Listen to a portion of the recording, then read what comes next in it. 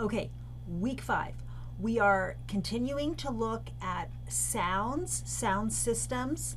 This time we're looking at phonology instead of phonetics. And remember, phonology is looking at the sound patterns of a particular language. So we're going to be looking at English, but we're also going to be looking at a couple other languages, kind of comparing what's called the phonological inventories of these different languages. Okay, so first thing is a quiz, and look over these words here. These are really important.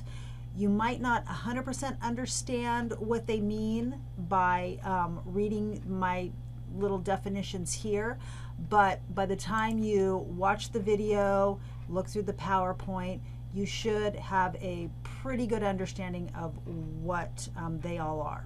And then the quiz questions are based on the video and the PowerPoint. Okay. The next one is an exercise, and this has to do with the phonotactics of English. Okay, so you can read about exactly what phonotactics are. This is looking at the possible ways that we can make words in English. So you can read all about it here. What I am asking you to do is to give me 6 words. Okay, so you just have to give me the words. You don't have to give me any other kind of explanation or anything like that, but they have to follow these patterns. So the first word that you give me should follow the pattern of consonant, vowel, consonant. And remember, it's the sounds, not the spelling. So just be extra careful about that. If you need some help or you're not exactly sure if your answers are correct, go ahead, send me your first draft through email, and then I can let you know, yes, this one's right, this one's not right, try again, that type of thing.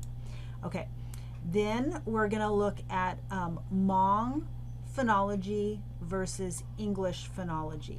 And so I've got this these charts here with Hmong consonants, English consonants, and then the ones that both Hmong and English have. Same thing with vowels. Hmong vowels, English vowels, and then the ones in the middle are the vowels that both Hmong and English have. Okay, so after you take a look at the links, after you take a look at this, what I want you to do is give me 3 words in English, any words that you can, that you think fit this description, that a Hmong speaker, who's not an English speaker, would have difficulty pronouncing. Okay, and then just one last question: what do you think is going to be the most difficult thing about learning Hmong for an English speaker? So if you do not speak Hmong, you only speak English, what's going to be the most challenging part of pronouncing the words correctly? Okay, then we're going to compare Spanish phonology and English phonology. So I've got some articles to read, and then I've got these 2 videos. One is a video that is for Spanish speakers trying to learn English, and the other one is a video for English speakers who are trying to learn Spanish. So watching both of the videos should, give you some idea about your answer. And what I'm asking you here is to summarize the difference between Spanish and English vowels. So don't give me a list of each one. I want you to, think about the characteristics of Spanish vowels, the characteristics of English vowels overall, and tell me what the difference is. And then this is kind of your opinion.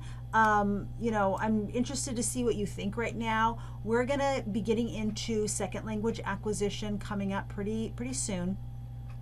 So, starting to think about this.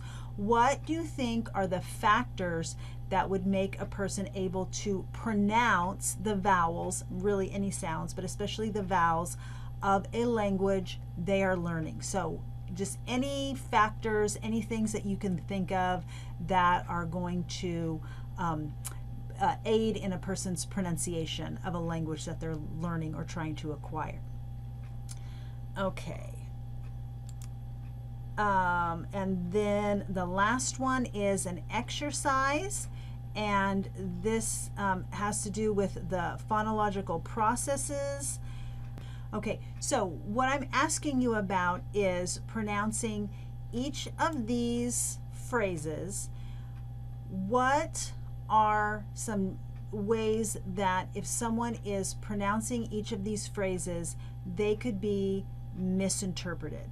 Okay, that's basically what this is about. So if someone says ice cream, what are some other ways that those could be interpreted by someone who is just listening to someone say the phrase? Okay, and then part two, this rarely ever happens when we're having conversations. I want to know why. Why do you think that this hardly ever happens? It's just not a very common thing. In fact, it's kind of like almost a joke when it does happen, or something that can be made into like riddles or knock-knock jokes or different things like that. It just doesn't really happen in regular conversations. Okay, and then that takes us to the end of the week. I am going to be working on catching up with grading. I know I'm a little behind, so look out for any grades that are posted, especially over the weekend. And please let me know if you have any questions or you're not sure about any of your answers. Send me a possible answer, a draft of an answer over email, and I can let you know if you're on the right track. All right, I will be talking to you later. Bye-bye.